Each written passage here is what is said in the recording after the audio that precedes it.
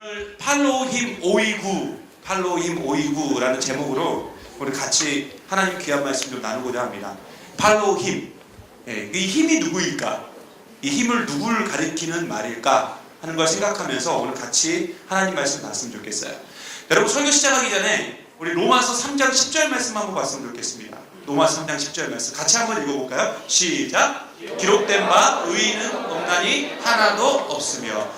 여기 기차가 있는데 지금 저거 미러볼 때문에 지금 가려졌어요. 다시 한번 해볼까요? 시작! 기록된 바 의인은 없나니 하나도 없으며. 여러분 결국 세상에 사는 모든 사람들은 잘난 사람이나 못난 사람이나 잘 사는 사람이나 못 사는 사람이나 잘생긴 사람이나 못생긴 사람이나 한국인이나 미국인이나 금수저나 흑수저나 남자나 그렇죠. 이 정도는 맞춰줘야 돼요. 남자나 그렇지. 누구나 상관없이 뭐라고요? 죄인입니다. 죄인이에요. 좀 너무 충격적인가요? 여러분 한번 잘 생각해 보세요. 이 세상에서 자 한번 손을 한번 들어보는 거예요. 자기가 해당되면 나는 세상에 태어나서 한 번도 죄를 지은 적이 없다. 나는 한 번도 죄를 지은 적이 없다. 없죠? 자신있게 없지. 없어요. 여러분 이 세상에서 죄를 짓지 않은 사람은 없어요. 세상 어느 누구도 여러분 죄 문제에 대해서만큼은 자유로울 수 없습니다. 심지어 목사인 저도, 저 목사입니다.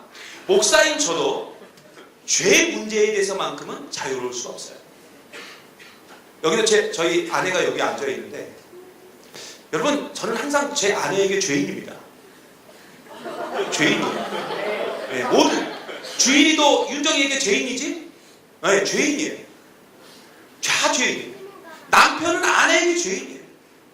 그리고 저는 제 아들들 이 아들 두 녀석에게도 항상 죄인이에요. 왜냐하면 완벽한 남편도 그리고 완벽한 아빠도 이 세상에는 존재하지 않기 때문에 여러분도 마찬가지예요. 여러분은 여러분의 부모님이나 여러분의 가족에게 완벽한 존재입니까? 아니잖아요. 여러분 부모님 앞에 여러분은 뭐예요? 따지고 보면 불효자? 불효녀예요. 있잖아요. 죄인이에요. 죄인. 여러분 퍼펙트한 모든 것을 갖추고 있으면 우리가 좋겠지만 사실 그렇지 않아요. 우리 여자분들이 환장하는 유시진 대위도 완벽한 사람은 아니에요. 송중기 역시 유시진 대위 역시 죄인이고요. 우리와 똑같은 사람이에요. 단순히 더 월등한 건 뭐예요? 저나 여기 있는 남자들보다 조금 더 아주 조금 더 잘생긴 거. 그거 외에는 아주 조금이에요. 그 아주 조금 미묘한 차이 그거 하나 때문에 그거 하나 때문에 좀 잘난 거 외에는 없죠? 없어요. 우리는 사실 죄에 대해서 이야기하는 걸 굉장히 불편하게 생각해요. 예를 들어서 제가 여러분에게 어떤 누구에게 지명을 하면서 당신은 죄인입니다. 지훈이 너는 죄인이야. 대열이 너는 죄인이야. 이렇게 말한다면 다들 그렇게 생각할 거예요. 겉으로는 말을 못해도 속으로는 내가 왜 죄인이야? 내가 살인을 했어? 내가 도둑질했어? 내가 남에게 피해줬어? 내가 왜 죄인이냐고 이렇게 생각할 수 있어요. 그러나 여러분 살인이나 도둑질이나 남에게 어떤 물질적 정신적 피해를 준 것만 죄일까요? 우리가 죄라고 생각하면 어떤 것만 생각하냐면 굉장히 큰 것만 생각해요. 굉장히 큰 것. 더 정확히 말하면 경찰서 가고 교도소 들어가는 것만을 죄라고 생각한다. 그래서 우리가 텔레비전을 보고 페이스북 이런 것과 관련된 어떤 죄하고 관련된 이야기가 나오면 막 우리가 어떻습니까? 막 살인, 도둑질, 범죄 이런 이야기가 페이스북이나 텔레비전에 나오면 어때요? 막 그거 보면서 흥분하고 비판하고 막 증오하고 그러지 않습니까? 여러분 이번에도 서울 강남역에 묻지마 살인 사건 여러분 아시죠? 이 엄청난 일이 벌어졌어요. 그러면서 우리가 그 살인범을 보면서 이렇게 생각합니다. 뭐 저런 인간이 다 있어. 뭐 저런 놈이 다 있어. 야 저거 사람이 아니네. 이렇게 생각하고 다시는 이런 범죄가 일어나면 안 된다고 그리고 저런 흉악범들은 이 세상에서 다 사라져야 된다고 우리는 그렇게 생각하고 그렇게 말을 해요. 저는 아직 가보진 않았지만 강남역 10번 출구에 그렇게 많은 포스트잇이 붙어지고 정말 어처구니 없이 세상을 떠난 분을 지금 추모하고 있는데요. 그런데 과연 그 여자분을 살인한 그 살인자만 죄인이냐고요. 우리가 자꾸 망각하는 부분이 있는데요. 죄에는 경중이 없어요. 죄에는 큰 죄도 없고 작은 죄도 없어요. 죄는 죄일 뿐입니다. 한번 따라해 보실래요? 죄는 죄일 뿐이다. 여러분, 죄는 죄예요. 그러므로 살인자도 죄인이고요. 생활 속에서 아주 작은 죄를 범하고 있는, 심지어 거짓말하고 있는, 아주 작은 거짓말하고 있는, 신호 위반을 하고 있는, 무단횡단을 하고 있는 우리조차도 죄인인 거예요. 예전에 대열이하고 우리 세욱이하고 세 명이서 같이 술을 마셨다는 게 아니에요. 같이 그 교도소를 갔습니다. 예, 죄를 지어서 교도소 간 게 아니고 면회를 갔어요. 교도소 면회를 갔는데 우리 베이스 치는 우리 세용이가 교도소 이 면회 신청을 하려고 하는데 그 교도소를 이제 들어갈 거 아닙니까? 들어가는데 저한테 그러더라고요. 아, 목사님 무서워요. 무섭대요. 저 등치 큰 애가. 네, 무섭다는 거예요. 여러분, 왜 세용이가 무서워했을까요? 자기 잡아갈까봐? 여러분, 왜 교도소가 무섭냐면, 여러분 교도소 가보셨어요? 혹시 면회라도 가보셨어요? 아니요, 안 가보셨죠? 거기 진짜 갈 일이 거의 없어요, 사실. 그런데 그 교도소가 주는 위압감이라는 게 있어요. 괜히 그래서 교도소 옆에만 지나가도 막 이렇게 어떻게 소름이 끼쳐요. 그럼 위압감이 있다. 왜 그래요? 교도소에는 누가 살아요? 선한 사람들이 살아요? 아니죠. 죄인들이 살잖아요. 초딩적 표현으로 하면 어떤 사람이 살아요? 그죠? 무서운 사람이 살아요. 아주 무서운 사람. 그 무서운 사람들이 사는 게 교도소죠. 근데 왜 무섭냐 이거예요, 교도소가. 바로 교도소에 있는 그 사람들이 지은 죄 때문에 그래요. 그런데 여러분, 교도소에 있는 모든 사람이 다 무서운 사람일까요? 우리는 교도소 하면 살인자, 강도범, 폭력배, 강간범 이런 사람들만 생각할 수 있는데 솔직히 그런 사람들보다 여러분 세상 속에서 일어나는 다양한 범죄, 즉 우리도 충분히 걸려들 수 있고 지을 수 있는 범죄로 교도소에 들어온 사람들도 많이 있다는 거예요. 그런데 우리는 그런 건 생각하지 않고 교도소에 들어간 사람들은 전부 흉악범일 거야. 교도소에 들어간 사람은 전부 죽일 놈이야. 교도소에 들어간 사람은 전부 나쁜 놈이야. 이렇게 생각하고 있다는 거예요. 아주 중죄인으로 생각해요. 하지만 여러분, 그들이 교도소에 들어간 이유는 잘 들어보세요. 나라마다, 세상마다, 시대마다 다른 가치 기준 때문에 들어간 거예요. 여러분, 우리나라에서는 교도소에 들어가지 않아도 될 일, 우리나라에서는 벌금을 내지 않아도 될 일을 싱가포르 같은 나라에서는 어떻게 해야 돼요? 교도소에 들어가야 되고 벌금을 내야 돼요. 예를 들어서 과거에는 굉장히 중범죄예요. 중범죄. 근데 지금은 아무런 법적 제재를 받지 않는 것도 있어요. 그러므로 우리가요, 죄의 경중을 나눌 때 법을 어겼느냐 어기지 않았느냐로 따지는 것은 굉장히 어리석은 거예요. 여러분, 조금 전에도 말씀드렸지만 죄에는 경중이 없어요. 죄는 죄일 뿐이에요. 옆에 분들에게 한번 이야기해 보실래요? 잠 좀 깨라고. 죄는 죄일 뿐이다. 여러분, 죄는 죄일 뿐이에요. 그러므로 죄를 많이 지은 사람도 죄인이고 죄를 별로 짓지 않은 사람도 뭐예요? 죄인인 거예요. 여러분, 선한 목자 유기성 목사님 책에 이런 글이 있더라고요. 사과나무가 있어요. 이렇게 사과나무가 있는데 이 사과나무가 열매를 많이 맺어도 이 나무는 무슨 나무예요? 사과나무. 이 나무가 열매를 별로 맺지 않아도 이 나무는 무슨 나무예요? 사과나무예요. 그래서 죄인은 죄인이에요. 그러므로 아무리 작은 죄라도 작게 열렸어도 죄를 지은 우리는 자기 스스로를 나는 의인이다, 나는 선한 사람이다, 나는 죄가 없다라고 자랑할 수 없는 거예요. 그렇다면 여기서 우리가 한 가지 의심이 생기는 거예요. 질문이 생기는 거예요. 그렇다면 우리는 항상 이렇게 죄인으로 살아야 되냐 이거예요. 분명한 사실은 인간은 죄에 대해서 자유로울 수 없다는 거예요. 여러분, 한번 생각해 보세요. 우리가 죄를 짓지 않겠다고 수십 번, 수백 번 다짐합니까? 다짐하지 않습니까? 다짐해요. 나는 죄를 짓지 않겠어. 나는 죄를 짓지 않겠어. 우리 태윤이 그러잖아. 나는 혜미한테 잘해줄 거야. 나는 혜미한테 잘해줄 거야. 근데 어때? 실상은 그러지 않지. 혜미가 아니라고 그랬어요. 잘해주지 않는데. 잘해주지 않는데. 늘 다짐은 하지는. 이게 안 되는 거예요. 이게 안 되는 거예요. 인간은 죄에 대해서 자유로울 수가 없어요. 그게 인간의 한계예요. 그러므로 인간은 스스로를 죄에서 구원할 수 없는 존재라고요. 영원히 죄라는 문에 갇혀서 빠져나올 수 없는 존재가 누구냐? 바로 저와 여러분이에요. 여러분,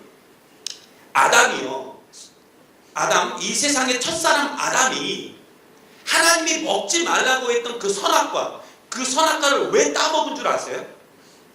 우리는 이렇게 생각해요. 목사님, 그 뱀이 유혹했잖아요. 뱀이. 그 사탄이 유혹했잖아요. 사탄이. 그래서 따먹은 거 아닙니까? 이렇게 생각하는데 여러분, 그거 틀린 거예요. 아담이 선악과를 따먹은 이유는 왜 따먹은 줄 아세요? 인간이기 때문에 따먹은 거예요. 사람이기 때문에 따먹은 거예요. 인간은 절대로 스스로를 구원할 수 없는 연약한 존재라는 거예요. 그렇게 연약해요. 먹지 말라고 하는 것도 먹는 게 뭐냐면 우리라고요. 하지 말라고 하는 것도 하는 게 우리라고요. 그게 인간이에요. 인간의 본성이에요. 그래서 우리는 그 본성을 인정해야 돼요. 나는 이렇게 연약한 존재구나. 나는 이렇게 죄인이구나. 이것이 바로 우리가 세상을 제대로 살 수 있는 첫 번째 열쇠의 그 열쇠라는 거예요. 그걸 아는 것이. 나는 죄인이고 나는 연약한 자라는 거예요. 그래서 우리가 만나는 모든 사람들, 그 모든 사람들 역시 나처럼 연약한 사람이에요. 옆에 분 봐보세요. 옆에 분이 어떤 사람이에요? 그러니까 결국은 연약한 사람. 늘 죄를 지을 수밖에 없는 죄인이에요. 죄인이라고. 저도 마찬가지예요. 저도 죄인이에요. 우리가 이 사실을 기억하고 가면 더 이상 옆에 있는 사람에게 실망하지 않는 거예요. 얼굴을 보고도 실망하지 않고, 그 사람의 말투를 보고도 실망하지 않고, 그 사람이 하는 행동을 보고도 실망하지 않게 돼요. 왜? 얘는 원래 이러니까. 얘는 원래 이러니까.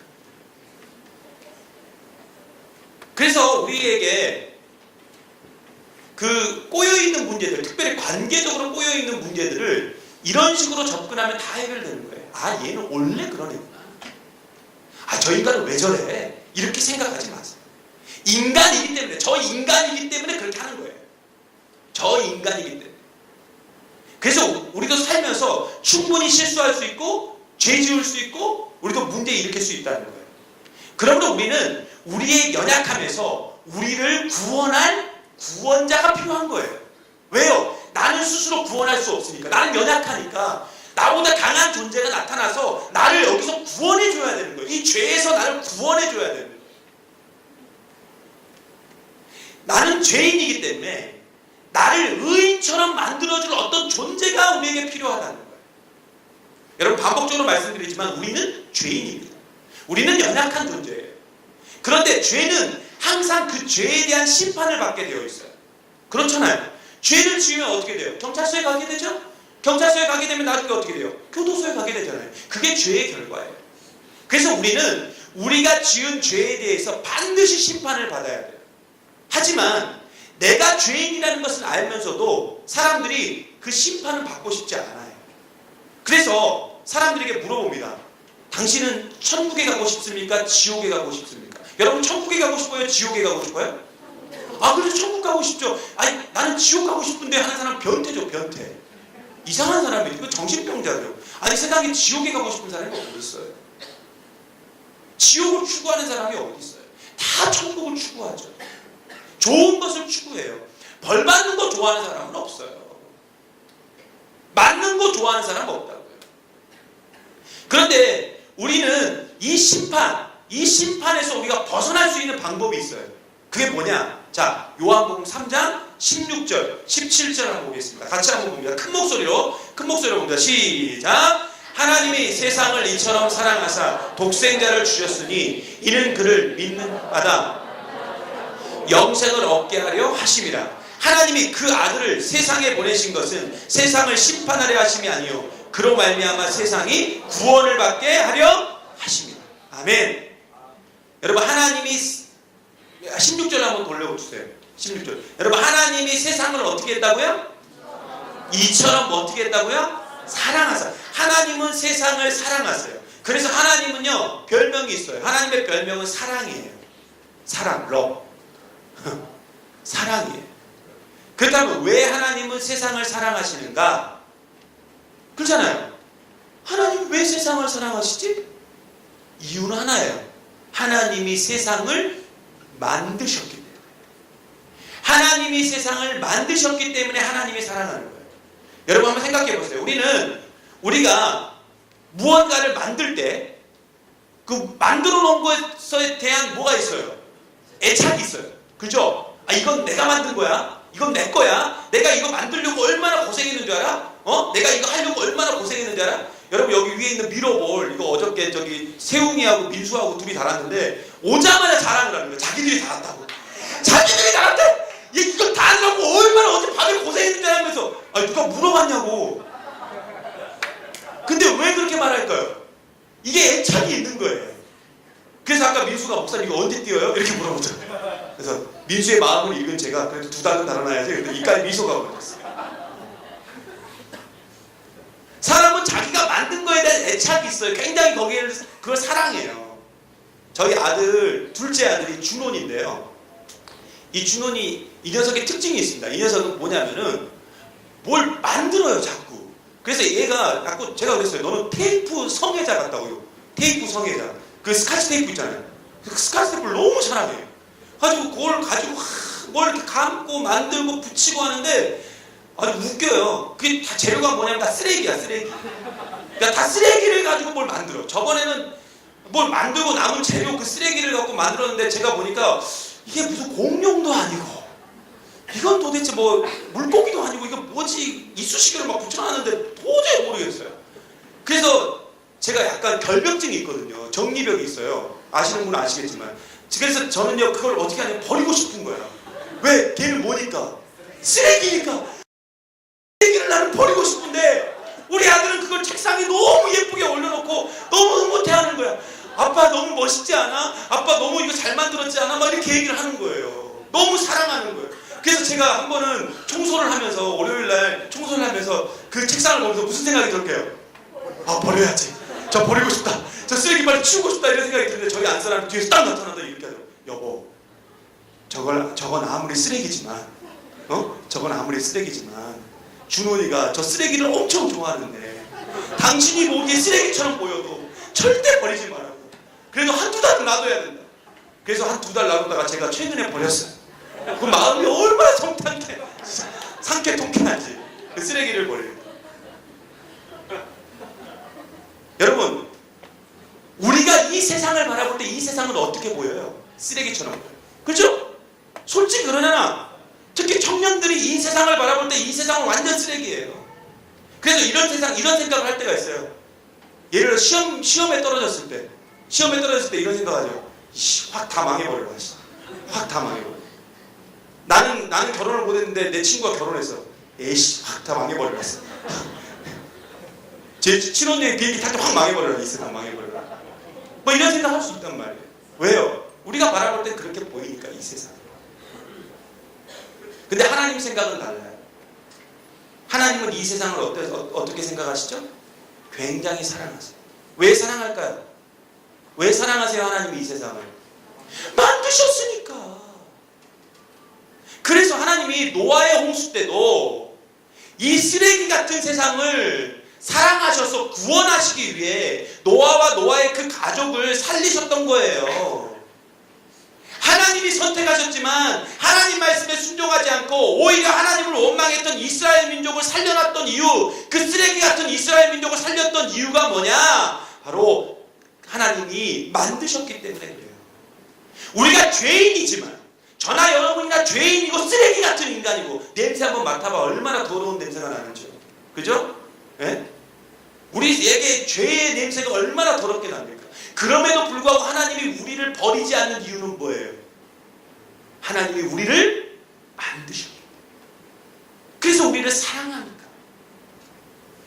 그래서 너무나 우리를 사랑하니까 죄에다가 우리를 둘 수가 없어서 우리가 받아야 될 죄의 심판을 자신의 아들 독생자 우리가 예수님을 통해서 대신 받게 해버린 거예요. 그러니까 우리가 받아야 될 심판을 누가 받아버렸다고요? 예수님이 대신 받아버린 거예요. 근데 그 예수님이 누구예요? 하나님의 아들이라고요. 여러분 로마서 3장 25절 보겠습니다. 로마서 3장 25절 이렇게 증거하고 있어요. 같이 봅니다. 시작. 이 예수를 하나님이 그의 피로써 믿음으로 말미암는 화목제물로 세우셨으니 이는 하나님께서 길이 참으시는 중에 전에 지은 죄를 간과하심으로 자기의 의로우심을 나타내려 하심이니. 아멘. 제가 한 말이에요. 결국 하나님이신 예수님이 이 세상을 인간의 몸으로 오셔서 우리를 대신해서 십자가에 달려 죽으심으로 우리의 죄의 문제를 해결해 주셨다는 거예요. 그러므로 우리가 해야 될 일은 그 예수님을 믿으면 돼요. 믿으면. 예수님을 믿으면 우리는 이제 죄인에서 의인이 되는 거예요. 물론 우리는 죄인입니다. 여전히 죄인이에요. 그러나 예수님을 믿으면 하나님이, 그 심판자 하나님이 우리를 더 이상 죄인이라고 부르지 않고 이젠 우리를 뭐라고 부르신다고요? 의인이라고 불러주신다는 거예요. 그래서 로마서 3장 24절에 이렇게 말하고 있어요. 로마서 3장 24절 큰 목소리로 시작. 그리스도 예수 안에 있는 속량으로 말미암아 하나님의 은혜로 값없이 의롭다 하심을 얻은 자 되었느니라. 누구로 말미암아요? 예수님으로 말미암아 우리가 값없이 돈 한 푼 안 들이고 노력 없이 예수님을 믿기만 했더니 결국 우리가 의로운 자가 되었다는 거예요. 여러분 다른 거 필요 없어요. 그냥 예수만 믿으시면 돼요. 예수를 믿으면 우리는 죄인에서 의인이 되는 거예요. 더 이상 우리에게 멸망이란 단어도 심판이란 단어도 소용이 없게 되어버린다고요. 이걸 기독교에서는 뭐라고 말하냐? 하나님의 은혜다 이렇게 말합니다. 하나님의 은혜는 뭐냐? 값없이 주시는 놀라운 사랑이라는 거예요. 그런데 여기서 믿음이란 단순한 믿음이 아니에요. 그냥 믿는 게 아니에요. 예수님을 믿는다는 것은 나와 예수님이 이젠 하나가 되었다는 거예요. 예수님과 내가 하나가 되었다는 것, 그게 믿음이에요. 더 쉽게 말하면 내 삶을 예수님께 맡기는 것, 그게 믿음이에요. 솔직히 지금 한국 교회가 사람들로부터 많이 비난받는 이유가 뭐냐면 너무 독선적이라는 거예요. 너무 이기적이라는 거예요. 그리고 변화가 없다는 거예요. 그래서 인도의 간디가 한 말, 유명한 말 있죠? 간디 아시죠? 네, 간디가 한 유명한 말 있어요. 나는 예수님은 좋아하지만 교회는 싫다. 결국 많은 교인들이요, 믿음을 단순한 믿음으로만, 그냥 믿습니다! 이걸로만 생각하는 거예요. 믿습니다. 제가 어제 제자훈련 때도 그런 얘기 했지만요, 예수님을 도깨비 방망이로 생각하지 마라. 금 나와라 뚝딱 하면 금을 주시고 은 나와라 뚝딱 하면 은을 주시는 그런 분으로 생각하지 마라. 예수님은 그런 분 아니라는 거예요. 예수님은 그런 분 아니에요. 그런 게 어디 있어 성경에. 근데 많은 사람들이 그렇게 오해를 하고 있다니까요. 무슨 여러분이 막 기도하면 금이 떨어져요? 하나님, 저는 오늘 이 시간 간절한 마음으로 믿음으로 기도합니다. 오늘 제 앞에 유신대의가 나타나게 하여 주시옵소서. 믿습니다. 그러면 유신대의가 여러분 남자친구가 돼요? 예? 아니잖아요. 그런 게 어디 있어요 성경에. 여러분 그런 믿음, 그건 믿음이 아니에요. 믿음이란 뭐냐? 삶의 변화예요. 삶의 변화. 삶의 변화가 없으니까 욕을 먹는 거예요 교회가. 여러분 믿음은 관계적인 의미가 있어요. 그래서 기독교에서 의인은 어떤 선한 일을 많이 한 사람이 의인이 아니라 예수님을 믿는 사람이 의인이에요. 바로 예수님과 관계를 맺는 것, 그게 의인이라고요. 그런데 이 관계는 어떤 관계인 줄 아세요? 순종의 관계예요. 순종의 관계. 예수님께 내 삶을 내어 맡기는 것, 예수님의 말씀대로 내가 순종하는 그것, 그게 바로 믿음이라고요. 그래서 기독교는 그것을 자기 부인이라고 말해요. 자기 부인. 내가 죽는 거예요. 더 쉽게 말해볼까요? 여러분이 입고 있는 나라는 옷을 벗어버리고 예수의 옷으로 갈아입는 것, 그게 믿음이라고요. 여러분 옷은요, 예나 지금이나 그 사람의 신분을 상징합니다. 결국 죄인의 옷을 벗어버리고 예수의 옷을 입을 때 우리는 죄인에서 의인이 되고 하나님과의 원수에서 하나님의 자녀가 된다는 거예요. 여러분 하나님은요, 이 세상의 주인이고 왕이십니다. 그리고 예수님은요, 하나님의 아들이에요. 그런데 그 예수님을 우리가 믿으면 예수의 옷으로 갈아입게 되어 있어요. 그러므로 예수님을 믿는 사람은 더 이상 죄수가 아니라, 그래서 죄수가 입는 그 옷을 입는 죄수가 아니라 이젠 예수의 옷을 입었기 때문에 하나님 앞에서 왕자와 공주가 되는 거예요. 그러므로 예수님을 믿는 자는 이렇게 큰 은혜를 받았기 때문에 나는 이제 이 세상의 왕자와 공주이기 때문에 왕자와 공주에 걸맞는 행동과 삶의 변화가 나타나야 된다는 거예요. 그게 믿음이라고요. 지금 여러분은 어떤 옷을 입고 있습니까? 죄인의 옷을 입고 있습니까? 아니면 예수의 옷을 입고 있습니까? 여러분 어떤 옷을 입기를 원하십니까? 죄인의 옷을 입기를 원하십니까? 아니면 예수의 옷을 입기를 원하십니까? 여러분 군대를 제대한 남자들이 가장 싫어하는 것, 싫어하는 훈련이 있어요. 군대를 제대한 남자들이 가장 싫어하는 훈련, 그게 뭐죠? 예비군 훈련. 예비군 훈련. 예비군 1년차 우리 지찬형 예비군 1년차. 예비군 훈련 정말 받기 싫죠. 태윤이 받기 싫지. 최근에도 갔다 왔잖아. 그죠? 가기 싫어요. 근데 왜 싫으냐면 군복 때문에 그래요. 군복 때문에. 그 군복을 입어야 되기 때문에. 근데 신기한 건 뭐냐면요. 우리 예비군들, 예비역들 아시겠지만 군복만 입으면 이 세상에서 그렇게 점잖은 사람도 변해요. 아무데나 오줌 싸고요. 아무데나 들어눕고요. 이상하게 배가 고파. 군복만 입으면 배가 고파. 그리고 잠이 와. 만사가 귀찮아. 그리고 이상하게 반항하고 싶어. 사춘기도 아니고 그냥 반항하고 싶어. 그런데 그 군복을 딱 벗고 다시 평상복을 입으면 어떻게 돼요? 아무데나 누워요? 아무데나 오줌 싸요? 막 배가 고파요? 막 잠이 오는 건 아니잖아요. 결국 우리는 우리를 찌질하게 만드는 그 죄인의 옷을 벗어버려야 돼요. 이제는 예수님을 믿고 예수의 옷으로 갈아입어야 된다고요. 우리가 예수님의 옷으로 갈아입을 때 우리의 삶에 분명한 변화가 일어난다니까요. 그 옷 한 걸로. 여러분 지난주 페이스북에 동영상이 하나 떴는데요. 그 MBC의 요즘 유명한 그 방송 있죠. 마이 리틀 텔레비전. 예? 요즘 MBC를 먹여 살린다는 무한도전 라디오 스타 마이 리틀 텔레비전이 세 개밖에 없다잖아요. MBC는. 근데 그 마이 리틀 텔레비전에 그 짤방이 하나 나왔어요. 김구라가 진행하는 프로그램 있죠. 맨날 꼴등하는 거. 그 김구라가 진행하는 프로그램에 개그맨 이윤석이 나와가지고 하는 말이 뭐냐면 우리나라에 롱런을 하는 여자 개그맨 4명이 있대요. 누구냐면 이영자, 송은이, 김수, 박미선. 그런데 이 4명 맞죠? 롱런하고 있죠. 이 롱런을 하고 있는 이 여자들이 왜 롱런할 수 있는가? 그 이유가 뭐냐? 하고 스스로 말을 한 거예요. 이유가 뭐냐? 그러니까 옆에 뭐예요? 물어봤을 거 아니에요. 막 그 자막도 이거 뭡니까? 이거 댓글도 썼을 거 아니에요. 뭐예요? 했더니 뭐라는 줄 아세요? 신앙이요. 이렇게 돼 있어요. 신앙, 믿음. 그 4명이 다 기독교 신자거든요. 신앙이야. 이 말 때문에 이윤석이 뭐 CBS로 진출해야 되지 않냐, 막 사람들에게 놀림감이 되고 막 그랬는데, 여러분 사실 틀린 말이 아니에요.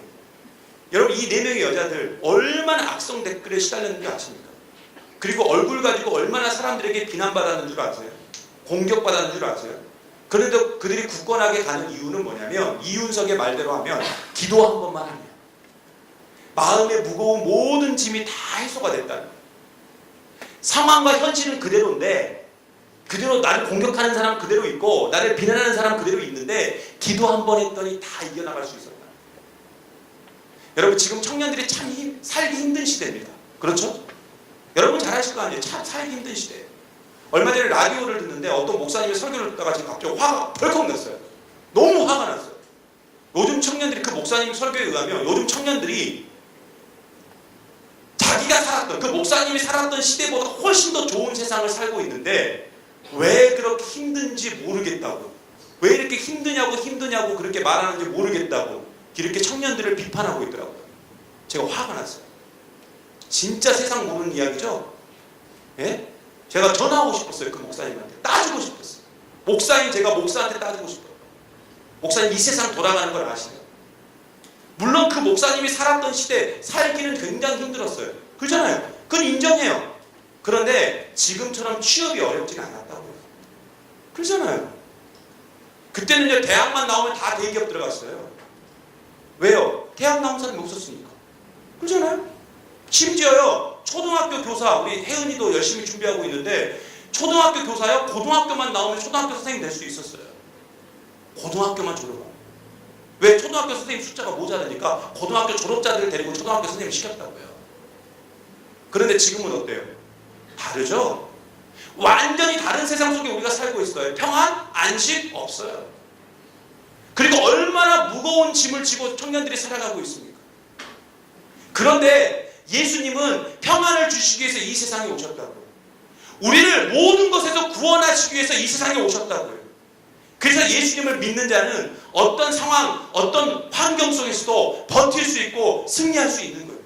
그래서 우리 순천제일교회 청년들 중에서 그렇게 이겨나가고 버텨나가는 청년들을 볼 때 얼마나 대견한지 모릅니다. 그럼 말씀 마칠까 합니다. 여러분 이제 예수님을 선택하십시오. 그리고 예수님을 믿으세요. 여러분이 예수 그리스도 안에 올 때, 그리고 예수님께 여러분의 삶을 맡길 때 우리의 삶에 분명한 변화가 일어납니다. 그리고 평안과 안식 또 힘을 얻을 수 있는 줄 믿습니다. 예수님을 믿고요. 이제 죄인에서 의인으로, 그리고 쓰러진 곳에서 다시 일어서는 힘을 갖는 저와 여러분들 되기를 간절히 소망합니다. 여러분 이 시간 우리 함께요. 오늘 주어진 말씀을 기억하면서 우리 함께 찬양하고 같이 제가 잠깐 기도하고 마치도록 하겠습니다. 오늘 말씀과 관련된